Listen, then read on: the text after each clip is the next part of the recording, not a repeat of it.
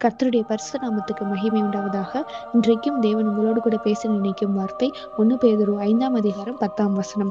கிறிஸ்து இயேசுவுக்குள் நம்மை தமது நித்திய மகிமைக்கு அழைத்தவராய் இருக்கிற சகல கிருபையும் பொருந்திய தேவன் தாமே கொஞ்ச காலம் பாட அனுபவிக்கிற உங்களை சீர்படுத்தி ஸ்திரப்படுத்தி பலப்படுத்தி நிலைநிறுத்துவாராக. நித்திய மகிமைக்கு நம்மை அழைத்திருக்கிற தேவன் நம்முடைய வாழ்க்கையில சில பாடுகளை அனுமதிப்பதற்கு சில நோக்கம் உண்டு. அதனால நமக்கு எவ்வளவு பாடுகள் கஷ்டம்னு சொல்லி நம்ம கலங்க வேண்டாம். இந்த பாடுகளை தேவன் அனுமதிச்சிருக்காங்க அப்படின்னு சொன்னா நம்மளை இன்னும் பக்குவப்படுத்துவதற்காக, இன்னும் சிலரை சீர்படுத்துவதற்காக, எல்லா சூழ்நிலைகளிலும் நம்மை ஸ்திரப்படுத்துவதற்காக, எவ்வளவோ கஷ்டங்கள் பாடுகள் வந்தாலும் அதை தாங்கிக் கொள்ளும் பலனை நமக்கு கொடுத்து நம்மை பலப்படுத்துவதற்காக, பின்பு நித்திய மகிமையிலே நம்மை நிலைநிறுத்துவதற்காக. இந்த பாடுகள் எல்லாம் கொஞ்ச காலம்தான், ஆனால் அதனுடைய முடிவோ நித்திய மகிமை.